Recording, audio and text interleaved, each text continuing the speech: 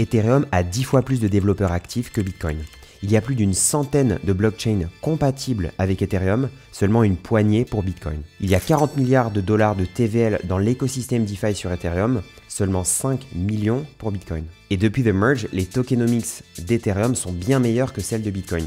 0% d'inflation sur Ethereum contre 1,77% d'inflation sur Bitcoin. En fait, c'est simple, la seule interaction que j'ai eue avec la blockchain Bitcoin, c'est pour acheter et vendre des Bitcoins. Alors qu'avec Ethereum, j'ai interagi avec des dizaines de protocoles DeFi, j'ai créé, acheté et vendu des NFT, j'ai joué à des jeux vidéo comme The Sandbox et Axie Infinity, j'ai utilisé des bridges pour faire des transferts multi-chain, bref, Ethereum a une tonne d'applications concrètes. Alors que Bitcoin pour moi c'est juste de l'or digital, mais avec lequel on ne peut pas faire grand chose. Dans cette vidéo, je vais essayer d'être le plus objectif possible et de comparer Bitcoin et Ethereum en 14 points.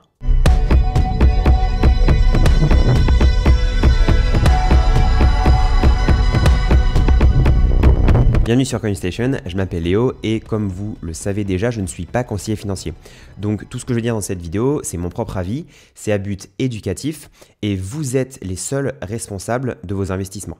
Je tiens à dire également que j'ai des bitcoins et des ethers dans mon portefeuille. Le but de cette vidéo, c'est vraiment de lancer un débat, donc si vous n'êtes pas d'accord avec moi, vous avez totalement le droit, écrivez-le en commentaire et surtout écrivez une critique constructive. Avant de plonger dans la comparaison, vous avez été plusieurs sur Twitter à me dire que c'était pas possible de comparer Bitcoin et Ethereum. Je suis pas d'accord avec vous sur ce point car pour moi, ETH et BTC sont tous les deux des monnaies. Une monnaie a trois fonctions, être une unité de compte, un moyen d'échange et une réserve de valeur. L'unité de compte, c'est tout simple. Un Ether, c'est une unité de compte. Un BTC, c'est aussi une unité de compte. Un moyen d'échange, pour moi, l'Ether est un meilleur moyen d'échange que Bitcoin, car on peut faire beaucoup plus de choses avec un Ether et on peut utiliser beaucoup plus d'applications décentralisées. Et une réserve de valeur, depuis les nouvelles tokenomics d'Ethereum après The Merge, maintenant, Ether est une meilleure réserve de valeur que Bitcoin. Bien sûr, pour être une réserve de valeur, il n'y a pas que les tokenomics qui comptent, et on le verra dans la suite de cette vidéo. Et quand je dis qu'Ethereum va dépasser Bitcoin, je parle du market cap. Et pour comprendre pourquoi je pense comme ça, je vais vous partager ma vision. Dans le futur, on achètera le NFT de son appartement ou de sa maison, et ça remplacera le titre de propriété du notaire. Dans le futur, on aura notre permis de conduire ou notre carte d'identité ou notre passeport sur notre wallet sous la forme de Soulbound token. Dans le futur, on aura notre avatar du métavers et tous ses accessoires, son chapeau, chaussures, etc. dans notre wallet en tant que NFT. En bref, dans le futur, je pense que tout le monde utilisera et interagira avec des NFT, qu'ils s'en rendent compte ou non. Et ces NFT définiront tout ce que l'on possède dans le monde virtuel, mais aussi dans le monde réel. Ma question, c'est comment, alors que Bitcoin n'est pas programmable, pourrait-il être la crypto-monnaie du futur? En d'autres termes, s'il est très complexe de créer et d'acheter des NFT sur la blockchain Bitcoin, alors je pense que son utilisation limitée bridera sa croissance. Comme on va le voir dans la suite de cette vidéo, Ethereum a mieux performé que Bitcoin au cours de ces 8 dernières années. Donc, si Ethereum est une meilleure réserve de valeur depuis la mise à jour The Merge, alors pourquoi garder des bitcoins? On va voir que c'est pas aussi simple que ça et qu'Ethereum a aussi des points d'amélioration sur lesquels Bitcoin est meilleur. J'espère que vous êtes prêts, ça va être une vidéo très riche en informations. Donc premier point, on va commencer par les tokenomics. Donc Ethereum a mis à jour ses tokenomics en août 2021 lors de l'EIP 1559 et en septembre 2022 lors de The Merge. Donc là je suis sur whitecharts.com et on va voir l'impact du changement des tokenomics sur le supply d'Ethereum. Donc là en fait, là c'était en août 2021, donc là il y a eu l'EIP 1559. Donc l'EIP 1559, cela changeait le mécanisme de burn sur Ethereum, ce qui faisait qu'à chaque fois qu'il y avait une transaction, un bloc miné, il y avait une partie des Ethers qui était burn, donc qui disparaissait, et ce qui fait que à chaque fois en fait, il y avait un petit peu moins d'Ethers qui étaient mis en circulation. Et donc là, on peut le voir ici en août 2021, à partir de ce moment-là, on voit que la courbe, elle avance moins vite. Et ensuite, le deuxième point ultra important, c'est The Merge. Si vous vous rappelez pas ce qu'est The Merge, vous pouvez regarder ma vidéo sur le sujet juste ici.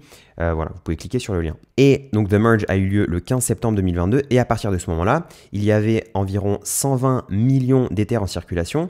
Et on voit qu'aujourd'hui, en fait, ce chiffre n'a pas bougé. Donc, à partir du 15 septembre, Ether était quasiment déflationniste ou en tout cas neutre. Si on veut rentrer un peu plus dans les chiffres, avant le 15 septembre 2022, il y avait 4,13% d'inflation sur Ethereum. Et donc, il y avait environ 5 millions de coins Ether qui étaient mis en circulation chaque année. À partir du 15 septembre 2022, il n'y a plus que 584 000 coins Ether qui sont mis en circulation chaque année. Et donc ça fait que l'inflation est de 0,49%, mais si on cumule le IP 1559 plus The Merge, en fait ça fait une inflation qui est neutre, quoi, 0%, voire un petit peu en dessous. Et si on compare ça à Bitcoin, entre 2020 et 2024, l'inflation est de 1,77%, et à partir du prochain halving de 2024, l'inflation sera d'environ 0,9%. Et donc au moment de The Merge, c'est comme si Ethereum avait fait un triple halving, si on compare à un halving de Bitcoin. Et donc on voit, quand on regarde les chiffres de l'inflation sur Ethereum et sur Bitcoin, que juste Ethereum est une meilleure réserve de valeur d'un point de vue des tokenomics. Le deuxième point qu'on va comparer, c'est la dominance de Bitcoin par rapport à Ethereum. Donc là, je suis sur CoinMarketCap, je vous mettrai tous les liens en description. On voit tout simplement que en 2013, Bitcoin avait 95% de dominance, qu'ensuite, lors du dernier bull run, il était descendu au minimum à environ 30-32%. Ensuite, pendant le bear market, ce qui s'est passé le dernier bear market, c'est que Bitcoin a regagné en dominance parce que du coup les altcoins c'est des trucs beaucoup plus risqués, donc les gens préfèrent en période assez bear racheter du Bitcoin qui est la crypto la plus ancienne dans laquelle on a le plus confiance. Et en fait ce qui se passe c'est qu'aujourd'hui on a fait un bear market et juste la dominance de Bitcoin n'est pas revenue. Et on peut voir que finalement dans le bear market précédent la dominance d'Ethereum était était en dessous des 10%, et là aujourd'hui, elle est de 20%. Si on fait une tendance depuis 2013 jusqu'à 2023, de ces 10 dernières années, on voit que la dominance de Bitcoin était à entour de 95% et qu'aujourd'hui, elle n'est plus que de 40%. Alors que Ethereum, bien sûr en 2013 ça n'existait pas, mais au tout début la dominance était très faible et aujourd'hui elle est de 20%. Et si on compare uniquement Bitcoin à Ethereum, on voit qu'il y a 4 ans, donc au même moment mais du cycle précédent, il fallait 0,03 Bitcoin pour avoir un Ether. Et si on regarde aujourd'hui, il faut 0,07 Bitcoin pour avoir un Ether. Donc il faut entre 2 et 3 fois plus de Bitcoin pour avoir un Ether. Donc ce que ça veut dire, c'est que le prix de l'Ether a beaucoup plus monté par rapport au prix du Bitcoin. Le troisième point, c'est l'intérêt. Et pour voir ça, on va aller sur Google Trends. Donc je vais taper Bitcoin. Là, je vais me placer dans le monde entier. Je vais le comparer avec Ethereum. On va comparer depuis 2004. Donc, ce qu'on voit, c'est qu'il y a eu 100% d'intérêt en décembre 2017 pour Bitcoin.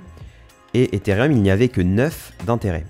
Par contre, ensuite, au précédent bull run, il y avait 66 d'intérêt pour Bitcoin, donc moins que pour le bull run précédent. Par contre, pour Ethereum, c'est monté à 21. Donc là, un petit peu comme avec la dominance, on voit qu'il y a moins d'intérêt pour Bitcoin et plus d'intérêt pour Ethereum. Et on peut même comparer ça avec les NFT, parce que finalement, les NFT, ils sont nés avec Ethereum. Et donc, on peut voir qu'à un moment, il y avait quasiment autant d'intérêt pour les NFT que pour Bitcoin. On était à 30 sur les NFT, 43 sur Bitcoin.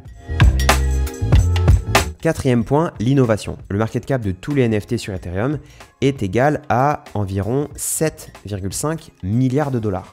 Et aujourd'hui, le 23 janvier, date à laquelle je filme cette vidéo, la collection qui a le plus de market cap, c'est CryptoPunk. Donc ça se bataille souvent avec les Bored Ape.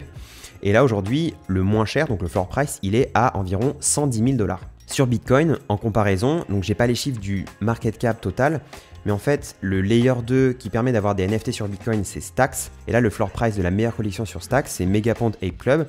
Le floor price, il est environ à 1000 Stacks.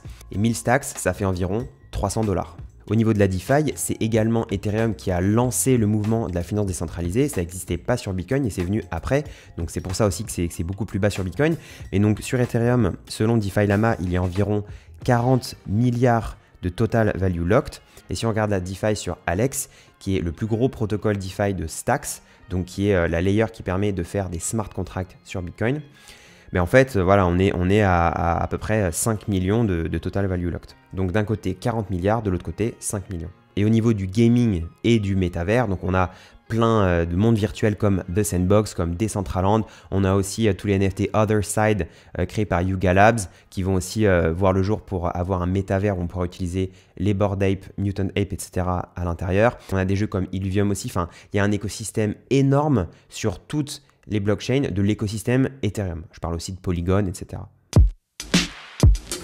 Ensuite, en termes de nombre d'utilisateurs, je vais me référer à une analyse de Crypto.com qui vient tout juste de sortir au mois de janvier 2023. Et selon cette analyse, donc qui prend en compte énormément d'exchanges, là on a la liste, donc il y a Crypto.com, Binance, Kraken, Huobi, etc., KuCoin. Et donc les résultats, c'est qu'il y a environ 219 millions de gens qui possèdent des bitcoins et 87 millions de personnes qui possèdent des Ethers. Et ces chiffres, ça veut dire que le nombre de détenteurs d'Ethereum a augmenté de 263% au cours de 2022, alors que le nombre de détenteurs de bitcoin n'a augmenté que de 20%.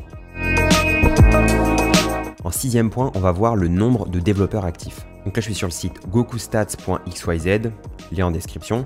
On peut voir que dans l'écosystème Bitcoin, sur les 3 dernières années, il y a eu environ 500 développeurs actifs chaque semaine, en moyenne, sur les 3 dernières années. Donc dans l'écosystème Ethereum, il y a eu environ, on va dire, à peu près 5000 développeurs actifs chaque semaine. Donc 500 pour Bitcoin, 5000 pour Ethereum. Le septième point, c'est le nombre d'applications construites sur Ethereum. Il y a 3740 dApps construites sur la blockchain Ethereum selon DappRadar. Donc comment je vois ça? Je vais sur le site dappradar.com, je clique sur ETH, ensuite je vais tout en bas. Je clique donc sur 150 pour aller voir vraiment les dernières dApps. Et donc il y a 3740 dApps. Et toujours selon DappRadar, il y a 1450 dApps sur Polygon, 4530 sur la BNB et 31 sur Stacks, la layer de smart contract de Bitcoin. Donc en fait, et Polygon et la BNB, ce sont des blockchains qui sont compatibles avec Ethereum. Et c'est les deux plus grosses après Ethereum. Donc en fait, si on regarde tout l'écosystème compatible avec Ethereum, ça fait des dizaines de milliers de dApps. Le huitième point, c'est l'impact environnemental. Donc là, je suis sur digiconomist.net et la consommation maximale d'Ethereum, c'était en mai 2022 et elle était de environ 94 TWh par an. Si on compare à Bitcoin, à la même période, c'est de 204,5 TWh par an. Donc on va dire qu'à ce moment-là, Bitcoin consommait 2 fois plus d'électricité qu'Ethereum. Aujourd'hui, on est pas mal descendu et Bitcoin consomme environ 80 TWh par an au mois de janvier 2023. Et si on compare avec Ethereum, Ethereum consomme 0,01 TWh par an en janvier 2023. Et donc ça, c'est parce que le 15 septembre 2022, avec The Merge, quand Ethereum est passé du Proof of Work au Proof of Stake, il a diminué sa consommation d'énergie de 99,95%. Donc on dira ce qu'on veut, mais l'environnement c'est quelque chose d'extrêmement précieux et aux yeux des gouvernements, des entreprises, c'est juste pas possible d'utiliser une blockchain qui n'est pas éco-friendly. Et donc Ethereum maintenant a ce tampon éco-friendly et je pense que ça plaira énormément aux institutions. Et je sais que les fermes de minage de Bitcoin sont dans des endroits où l'électricité est peu chère et souvent c'est de l'électricité renouvelable, donc ça peut être des panneaux solaires, des éoliennes, etc. Mais c'est vrai que à expliquer juste au journal de 20 heures ultra rapidement, c'est un peu complexe de prendre 10 minutes pour expliquer que en fait les fermes de minage, blablabla. C'est simple, on regarde les chiffres, on se dit que Ethereum consomme environ 1000 fois moins d'électricité que Bitcoin et en une phrase, on comprend tout. Le neuvième point, et je pense que vous l'attendiez tous, c'est la décentralisation. Et on le sait depuis The Merge, c'est pas forcément quelque chose qui a permis d'accélérer la décentralisation d'Ethereum. Car on le voit dans ce graphe, il y a une grande proportion des Ethers stakés qui sont sur Lido, qui sont sur Coinbase, qui sont sur Kraken, qui sont sur Binance. Et donc ça, finalement, ça concentre le pouvoir des stakers dans la main de seulement quelques entités. Mais si on regarde sur btc.com, ce qu'il en est pour les pools de minage sur Bitcoin, on voit que Foundry USA a 33,3% du hash rate. Je ne suis pas expert technique et il y a sûrement des subtilités que je ne maîtrise pas par rapport à la concentration du pouvoir et la différence entre le staking et le mining. Mais juste, Voilà, on voit que finalement, c'est un petit peu pareil sur Bitcoin et sur Ethereum. Il y a un grand pourcentage des validateurs qui sont rassemblés dans des grosses sociétés. Après, on sait aussi que au niveau de l'histoire de Bitcoin, Satoshi Nakamoto, c'est quelqu'un d'inconnu, donc finalement, c'est la décentralisation par excellence. Il n'y a pas de chef, même s'il n'y a pas de PDG pour Ethereum. Voilà, c'est une association, c'est pas du tout pareil qu'une entreprise, mais finalement, on peut dire qu'à la tête d'Ethereum, ce serait Vitalik Buterin. Et que si cette personne venait à disparaître, voilà, ça pourrait être un choc pour la communauté Ethereum. Et du coup, vu qu'il y a des humains, on va dire, à la tête du protocole Ethereum, il y a eu le cas du hack du DAO hack. Donc en fait, ce qui s'est passé, c'est qu'il y a eu un hack et il y a une intervention humaine dans la blockchain pour dire, bah maintenant la blockchain Ethereum, on a enlevé une partie des transactions, celle où il y a eu le hack, et la blockchain où il n'y a eu aucun changement effectué à la mano, entre guillemets, c'est Ethereum classique. Mais après, on peut se demander, est-ce qu'une décentralisation poussée à l'extrême, comme dans Bitcoin, est bonne pour la société? Moi, je pense que la décentralisation, c'est quelque chose de très positif, mais c'est comme tout en fait. Il faut trouver un point d'équilibre. Je pense qu'il y a un point d'équilibre à trouver entre quelque chose qui est totalement centralisé et totalement décentralisé. Et voilà, je pense qu'il vaut mieux viser à davantage de décentralisation. Et peut-être que trop de décentralisation, ça peut faire un système qui est rigide et qui est difficilement adaptable. On ne sait pas ce que va nous réserver le monde d'ici 20, 30, 50 ans, 100 ans, et d'avoir une blockchain qui est légèrement modulable, c'est peut-être quelque chose de positif. Un point à noter aussi, c'est qu'avec le sharding qui va arriver dans les prochaines années sur Ethereum, et si vous n'avez pas vu ma vidéo sur le sharding et vous ne savez pas ce que c'est, vous pouvez la voir ici. Cela permettra de devenir validateur sur son smartphone. Donc il y aura potentiellement davantage de décentralisation dans les années à venir. Mais aujourd'hui, si on compte la décentralisation du réseau Ethereum aujourd'hui et du réseau Bitcoin aujourd'hui, Bitcoin marque un point. Ensuite, le 10e point, c'est la censure et la neutralité du réseau. Dans le cas d'Ethereum, et c'est vrai que c'est assez triste, on peut aller sur mevwatch.info et en fait, ça montre le nombre de blocs qui sont compliant avec l'OFAC. L'OFAC, c'est quoi? C'est Office of Foreign Assets Control. En gros, c'est l'entité qui va dire il y a des sanctions en Russie, il y a des sanctions en Iran, etc. Donc, dans l'état actuel des choses, le réseau Ethereum est un réseau pro-américain. Et donc on peut voir ici les entités qui ont censuré le plus de blocs. Lido en tête, ensuite il y a Coinbase, Binance, Kraken, etc. Je sais qu'il y a aussi Ledger, enfin voilà, il y a beaucoup d'entités qui censurent le réseau Ethereum. Mais après, comme je le disais sur Bitcoin, donc le premier pool de minage c'est Foundry USA. Et donc Foundry USA, là on est sur leur site internet. Et maintenant sur le Wikipédia, et en fait Foundry USA, ça fait partie du groupe Digital Currency Group, et c'est une entreprise qui est basée à Stamford dans le Connecticut, donc c'est une entreprise américaine. Et donc si c'est une entreprise américaine, elle doit aussi être compliant avec les lois des États-Unis. Donc après, techniquement, je m'y connais pas assez pour rentrer dans le détail, mais si cette entreprise se mettait à faire des actions sur la blockchain Bitcoin qui sont contre la loi américaine, bah voilà, ça pourrait être aussi un problème. Mais au niveau de la censure et de la neutralité, le réseau Bitcoin marque un point également. Le 11e point, c'est l'interopérabilité. Donc tout simplement, on va prendre le top 100 de CoinMarketCap et je vais vous énoncer toutes les blockchains qui sont compatibles avec Ethereum. Donc, on a bien sûr Ethereum. Tether, c'est un stablecoin qui, de base, existe sur la blockchain Ethereum, mais maintenant est déployé sur plein de blockchains. La BNB, c'est compatible avec Ethereum. USD Coin, c'est pareil, un stablecoin qui vit sur la blockchain Ethereum, mais pas que. XRP, ils ont lancé leur sidechain compatible avec Ethereum il y a peu. Binance USD, c'est pareil, c'est compatible avec Ethereum. Cardano ont également lancé leur sidechain compatible avec le VM il y a peu. Dogecoin, en fait, c'est un fork de Bitcoin. Donc aujourd'hui, je ne pense pas que ce soit compatible, mais je peux me tromper. Solana, il n'y a pas encore de compatibilité. Polygon, c'est une sidechain d'Ethereum, donc c'est compatible. Polkadot, il y a plusieurs chains qui sont compatibles. Il y a Moonbeam, il y a Akala. Shiba, c'est un token qui vit sur la blockchain Ethereum, etc. Et dans le top 100, il y en a encore plein d'autres. Donc en fait, quasiment la majorité des blockchains sont compatibles d'une manière ou d'une autre avec Ethereum. Et donc avec Bitcoin, c'est beaucoup plus difficile de communiquer. Le 12e point, la scalabilité. Je ne vais pas redire le nombre de transactions, etc. On sait que Bitcoin et Ethereum sont deux blockchains qui sont très lentes. Là, il n'y a pas de doute là-dessus. Par contre, on va s'intéresser au Layer 2 et aux technologies qui sont mises en place pour accélérer la scalabilité. Donc sur Bitcoin, il y a le Lightning Network et théoriquement, on peut faire 1 million de transactions par seconde. Donc c'est extrêmement rapide. Pour Ethereum, il y a bien sûr des Layer 2.